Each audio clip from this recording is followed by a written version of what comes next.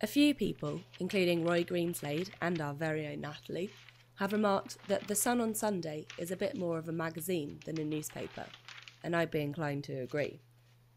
But what about the supplements that do come with The Sun on Sunday? Let's have a look. The paper itself is home to a few pages called the Sunday section.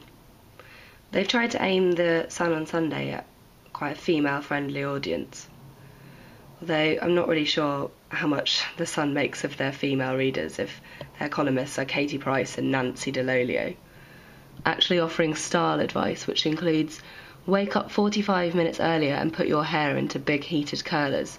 Men love tumbling curls and artfully tousled hair. I can only hope that this is tongue-in-cheek. But we do have a recipe from Heston Blumenthal, so you can't argue with that. Horrible real-life stories. Horrible real-life stories about plastic surgery. And Dear Deirdre, so, nothing too out of the ordinary for the Sun. Got a money page, which is actually quite useful. They've also got quite an interesting holiday section about volunteering abroad, so that's probably not quite what I would expect from the Sun, actually.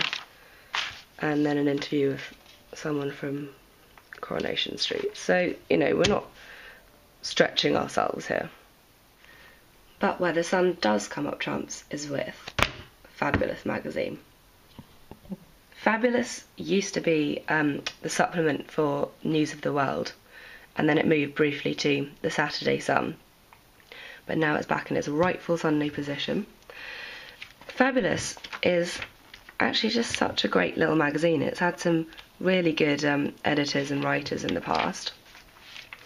It's all pretty standard, but it's really nicely produced, sort of women's weekly glossy, with some really nicely written content.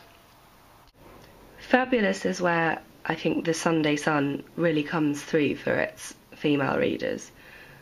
We've got quite ugly but sexy shoes that they're telling us to wear. A nice feature about how redundancy affects women in particular. In honour of the leap year, they actually had someone propose to her boyfriend via the magazine, and it was such a sweet little article that I actually did log on to the website to find out what he said, which, thank God, was yes. Not the kind of fashion shoot you'd expect to see in the Sun. Fabulous may not be changing the world, but it is a really great weekly women's glossy, full of quite intelligent content. And if this is the kind of magazine that is going out with potentially one of Britain's most popular newspapers, then I find that really heartening.